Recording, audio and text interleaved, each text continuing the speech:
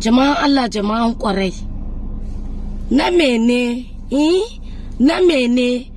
rayuwa nawa data nawa komai nawa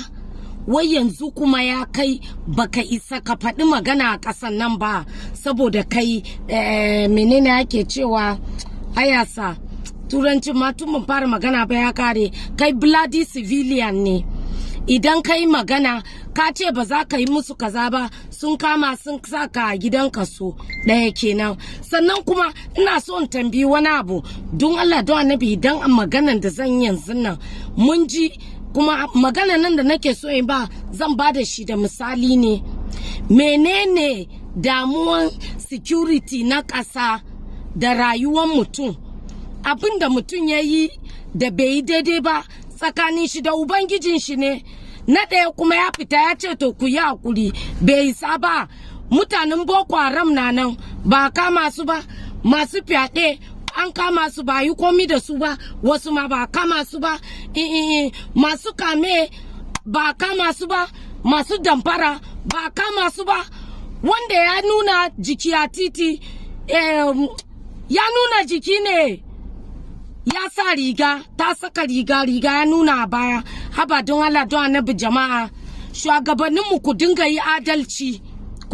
adalci saboda na ga takarda da an ce wai an yi summon na Rahama Sadau wai ta zo ta yi ta ansa ko tambaya ne ko a tuhume ta ne ban sani ba amma ba zan yi ƙarya ba wannan abu bai yi daidai ba abin da ta yi tsakaninta da ubangijinta kuma ta fita ta ce to ku yi hakuri ba zai sake faru ba ku munafikan Allah ta'ala ku da kun je kun yi ta surutu har kun ja shi kuma shugaban 'yan sanda ranka ya dade ayasa na ce wani bayani na karya muka hula akwai abubuwan da muna da shi a kasan nan da suna nema a sa mana hannu a kai wannan magana nata ba magana ni ba saboda haka don Allah don annabi mu duba abin da ya kamata a ɗau mana mataki a kan shi a ƙasa don Allah don annabi jama'a Allah ba wai ina magana nan dan soki wani ne ba amma ina faɗin maganan gaskiya ne muna da matsaloli da sun tuna ma abin da muka daukan nan yanzu duba magana wayan toshe account na wayan da suka shirya NSAS mutanen da na ta damfara mu 'yan siyasan mu 'yan shugabannin mu da suna ta yi akan na wani an kama freezing ba freezing na kowa ba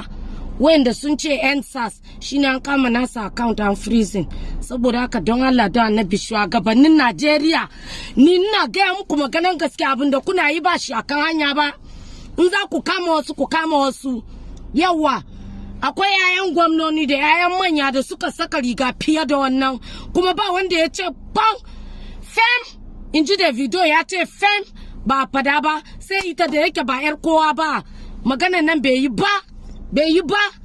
ma kuna so ku dauki wani mataki ne ku nemi wani hanya ku ce ta yi kaza amma ba kan wannan ba maganan gaskiya su kuma 'yan sas da kun je kuna yi shi wato talaka a ƙasan nan bai huta ba wallahi tallahi bai huta ba shi yasa wani lokaci ban son yi magana ba saboda ko kayi magana kayi aikin banza amma wannan doka da kuka dauka hannunku ba ku kyauta ba maganan gaskiya kenan ni na faɗi nawa in kuma na faɗa ba daidai ba a fita gaya mini na ce wani bayani ne ku da kun sani kuma ayasa